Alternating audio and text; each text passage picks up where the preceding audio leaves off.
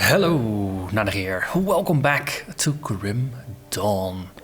After a short intermission, we are back and we're picking up where we left off. Well, not quite. I haven't played the game in 2 weeks, so I figured, no, let's do a little bit of a warm-up, and I just worked my way through the Uchtdonborg, just clearing some areas I hadn't explored yet.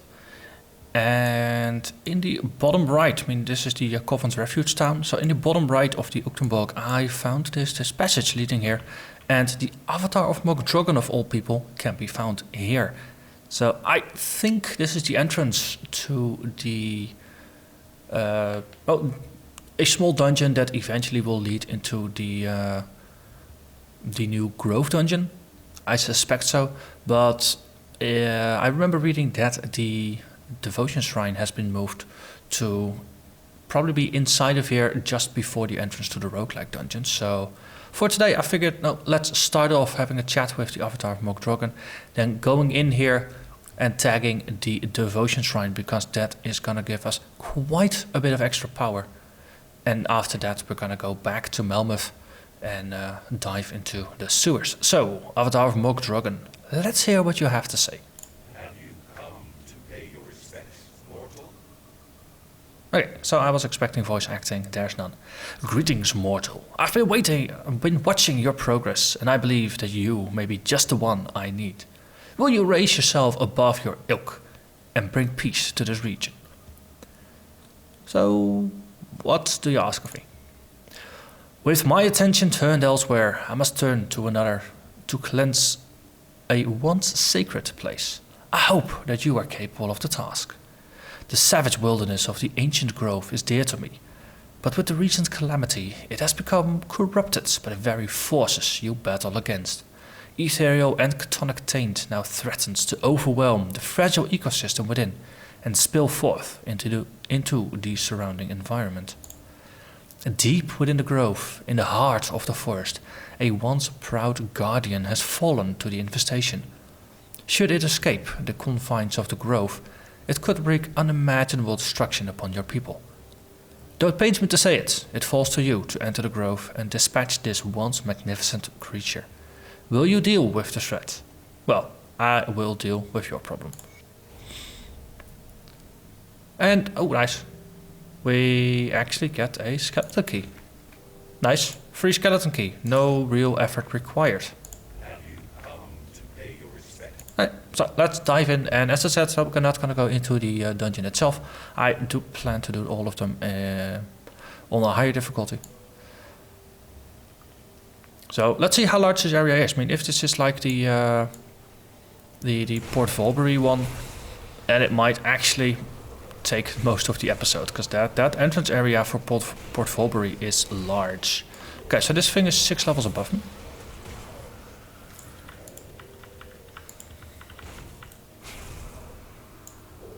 So we'll see if this is no closer to the Bastion of Chaos entrance, which is now like a 5-minute walk, or if this is like Port Volbury, which is like a full episode.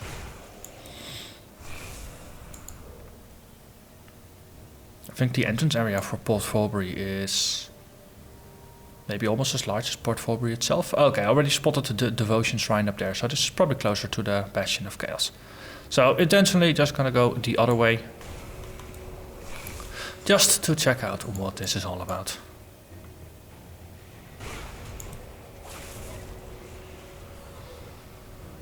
So while we walk through here, let's talk about the latest news in the Grim Dawn world. Well, latest is kind of relative.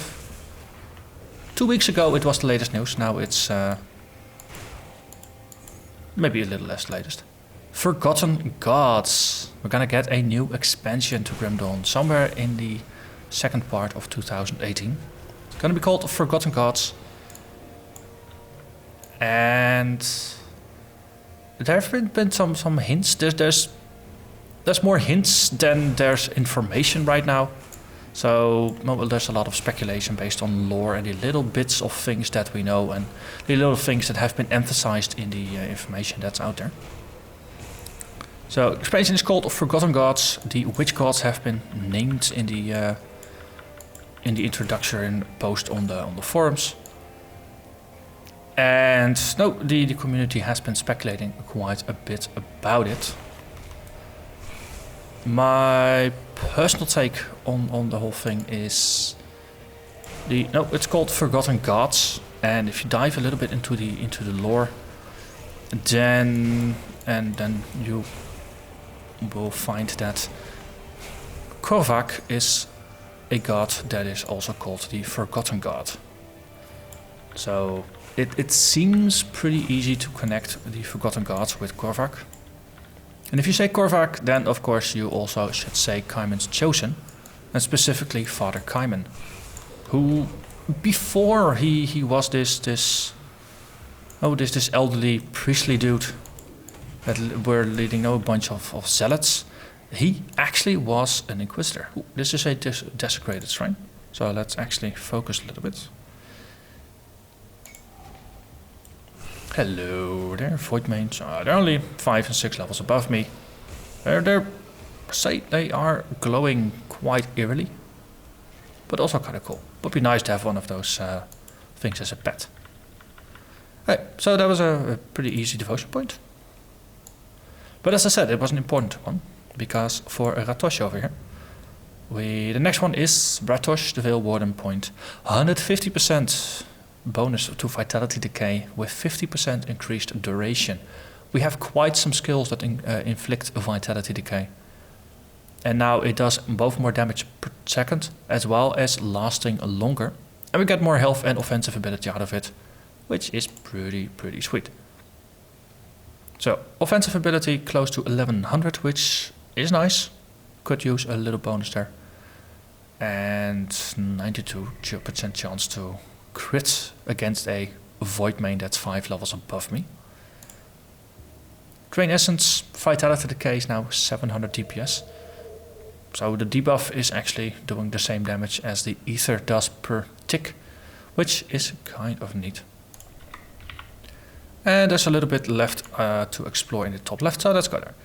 So, Father Kaiman, he was an Inquisitor, a bit of a noble background, but eventually he became an Inquisitor, and he had this thing for one of the gods, Empyrean, and he thought he had found Empyrean, or at least some news of it, and he kind of disappeared off into, I think it was to the west, and eventually somewhere in the middle of a desert he found some forgotten city but that was supposedly built upon the ruins of a forgotten empire that had some forgotten god. There's a lot of forgotten things around there. But he spent a lot of time there in those ruins, just studying all the artifacts and the bits and pieces of lore that were still there, and inscriptions and all those things. And it was a forgotten religion, so of course it used a language that he didn't know. So he spent a lot of time, eventually learned that language, and studied all the rituals and all those things. But at some point, he felt some kind of presence try to invade his mind, and it wanted him to do pretty darn terrible things. And with his Inquisitor training, he managed to resist, push back, and then he just ran away screaming, basically. And he burned down the village behind him, hoping that would be the end of it. So when he came back, turned out the Inquisitors kind of had fallen to some kind of corruption, which we now know to be the Grim Dawn, the Ethereals. Ooh, boss fight. This is the Guardian, Ragharoth the Tormented. Okay, nice kitty. The Guardian that guards the other one, Port Forbury, is tougher in my recollection. Hey. But now we're done here, so I can just portal out let's go back to Covent's Refuge. And do some pocket emptying. And then let's continue in the sewers. I'll give you a good price on what I've got left. So let's see, two-handers, we don't really care about any of those. Body armor, we still need something better, but at level 50 there's quite some stuff in my stash that I want to evaluate. Getting a body armor with more armor and more energy regeneration is gonna be pretty nice. Because I already checked out, if I take off the body armor, I'm not actually losing all that much damage. Yeah, 16 to 13 DPS. It goes down to 15 to 39. So that's about 80 points. That's about 5% damage that I lose for the body armor. So taking it off, not that big a deal. And if we get energy regeneration back for it, then I think that's going to be a good trade. As well as we need more armor. Because my body armor currently is the weakest piece. Well, boots are also, but you get hit a lot more on your chest. So if you can replace the boots and the chest armor with something a lot sturdier, then that's gonna be a big win. This one, it's gonna be maybe a small upgrade, so let's just keep it aside. This is gonna be a pretty big upgrade. There's no energy on there though, so I do want that energy. Something that casts ether missiles on attack is going to be nice because we do boost our ether damage quite a bit. But of course, no energy, so it goes. This one is not really compatible. Doombolt, there's vitality damage on there, we boost that. But I think the current one... Actually, there's a bunch of novelty things on there, but this one really doesn't do much besides just having the novelty of the Doombolt, so out it goes. Maybe it comes back in another form at some time. Belts, this is 55, we already have a legendary waiting for 50, so let's just skip it. And Hellion Greaves, level 50, Flame Burst, and a whole bunch of stuff that I don't really care too much about. Weeping Ruby. It's gonna be really difficult to beat the Death Ward Amulet. So we'll just stash that. And a ring, level 50. Bit of elemental resists, but no energy, no relevant damage types, so they're not useful. Right. Let's just put this all in the box over here. Just really getting filled up in my inventory, so there it goes, and then we go to Malmouth. We start on the outskirts and work our way towards the sewers. Up the stairs. Oh, hello. Let's take you out first. I'm not picky. I'm just gonna kill everyone who stands in my way. So, expansion lawyer. Kaiman. Oh, he came back. Grim Dawn was just about to happen, so the Ethereals were already starting to take over key people in the city of Erelon. And well, the Inquisitors were kind of a powerful institution. So of course, at least the lead Inquisitor and probably some others, they had been corrupted by the Ethereals as well. So no, Kaiman, he figured a couple things out. He actually took the lead Inquisitor hostage, interrogated him / tortured him or whatever he did, and eventually, the Ethereal broke out, and kind of confirmed that stuff was seriously messed up. Ooh, hello there, messed up Krabby.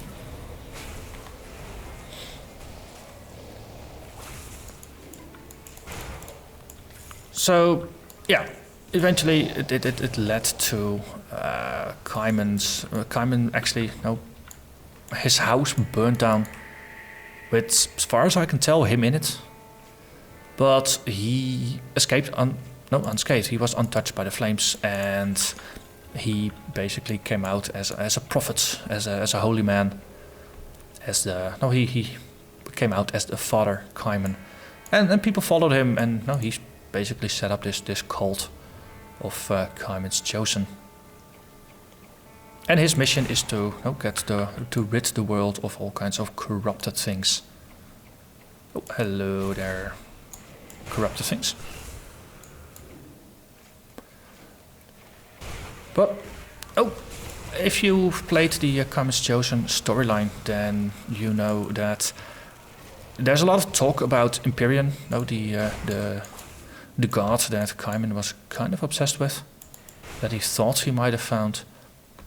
But along the way, there's a lot of relations with Korvac. Now, eventually you go into the Tomb of Korvac, you find the Eye of Korvac, and there is this mysterious messenger entity that you are able to converse with once you get access to the later stages of the questline. And it's a bit more sinister, and it's definitely not tied to Empyrean. So, no, chances are it is actually in some way tied to Korvac itself. No, either it's like a minor demon or entity connected to Korvac, might be some tether to Korvac itself. Ooh, level 50. This is a key level because lots and lots of gear. But no, the upgrades will follow later. I believe we were boosting our points here. So grab that. This is the last level where we get 3 points. After this, it's going to be 2 points per level. So yeah, it's going to be about 7 or so levels before we actually max out at this line here. I think we were still boosting Spirit because we're still drowning in Physique. And gear upgrades we'll deal with later.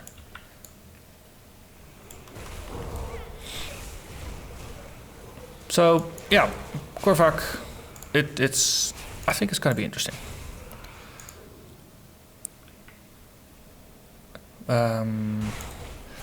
The Witch Gods, no, the three from the Hidden Path, they have been mentioned. And of course, the last time we had any interaction really with them was with the Hidden Path content that gave us a questline that more or less directly introduced us to the aspects of the gods and the guardians. But in the end, we discovered in the Temple of the Three that the 3 witch gods, they had gone silent for some reason. Well, the return of Korvac might in some way be tied to that. Because it could be though that they felt threatened and are out to try and stop it.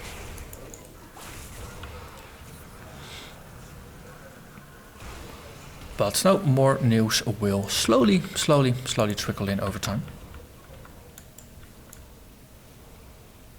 Gone, yes. We have had another a Grim Misadventures post that was posted yesterday. So that's the number 134. 133 was the one where they announced the Forgotten Gods. The next one is where they gave a little bit more information. And they introduced 2 of the new monster types. Lizards and scarabs. So we're definitely going into the desert. And the fun thing is it's on the Corvan Plain. Which, Corvan, Korvac, it's very close to each other. It's... no, to me it's just a confirmation of the theory, at least a pretty good. Yeah, it kind of confirms that I was thinking along the correct lines. So the lizards, they have pointed teeth, they have sharp claws, and their scales are resistant to lightning. And the beetles, apparently, they their acids is just so corrosive, it can just melt anything. So a good reason to get your poison/acid resistance maxed out before heading over there.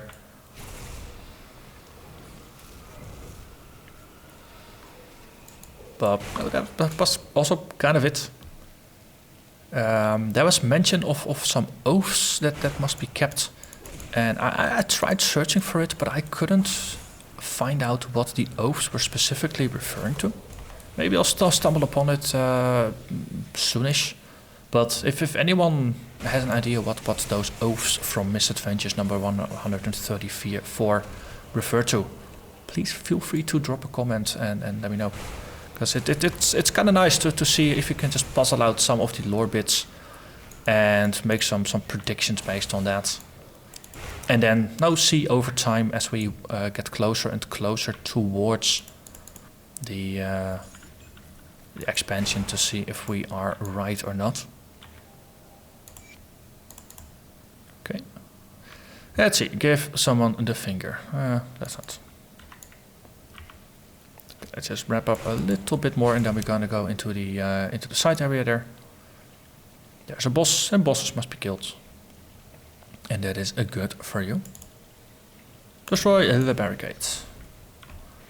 I think with my Inquisitor I ended up running around here quite a bit trying to kite the damage from the boss. Let's see how this dude handles. Or, it's not a dude actually, it's a dudette. Let's see how our hardcore dudette fares against the big bad golem. I suspect we might deal better, because, well, no, we have this whole sustain thing going on.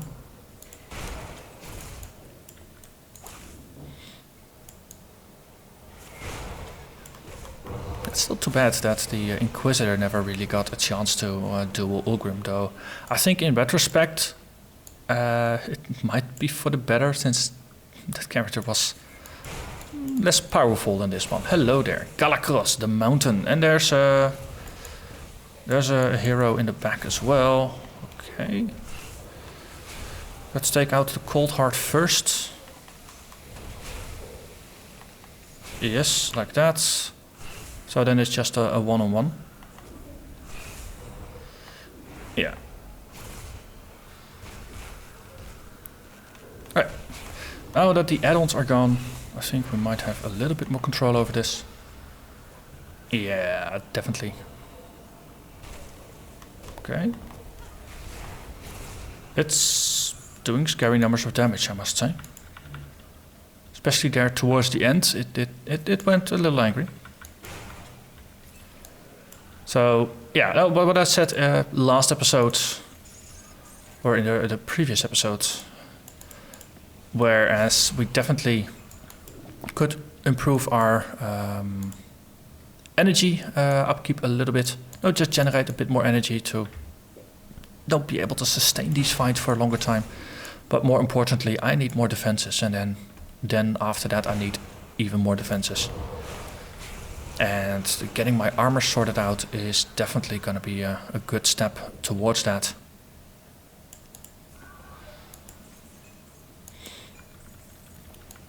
And maybe some more passive life regeneration on top of the leeching that I'm already doing. Because it's not a good sign if during the fights that are not even supposed to be the toughest fights in the game, where your health is yo-yoing that much. That's just not a good thing. No, it's an indication that your defenses are just not strong enough. And if you're now playing a glass cannon build, then that is fine. It just means that you're playing your build wrong, because you're getting hit, whereas the glass cannon should not get hit.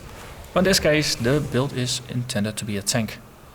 So I should be able to stand still and just tank all the damage. But then, no, if you're tanking, ideally you just don't want to see your health move down more than to like 75% or so. No, in the upper parts of your health bar is where you want all the movement to happen. If you get to the lower parts of your health bar, something is wrong. Because that's gonna get you killed. Damage spikes, other unintended things.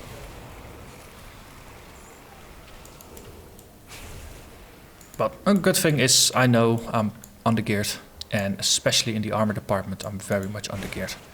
And the level 50 items that are waiting in the stash are hopefully gonna fix that.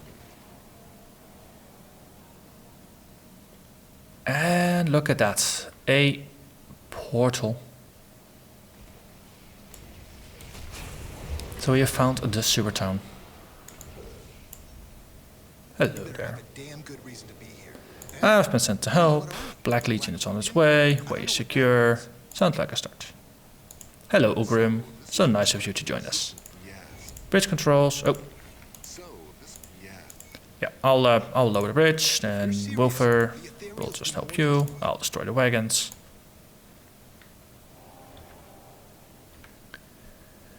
And then inside of town, I don't think there were any real quests.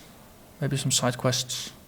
But I think most of the side quests were actually just stuff we discover while we're out and about, rather than quests we get from the people here. So next episode we're gonna head off towards the Candle District. But for now I have a date with a bunch of items that I have in my stash. I'm gonna try and see if I can just puzzle as many of them into the build. So yeah, right now average armor 369, drain essence, tooltip damage 1624. This is all outside of combat in town at rest, and health is 8600, and the resists are in a pretty good shape.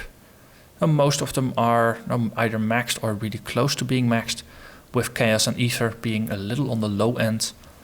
So Chaos, now if we could get another 20% on there, we cap it. Ether, another 12 would be useful, because right now we're taking 32% of the damage.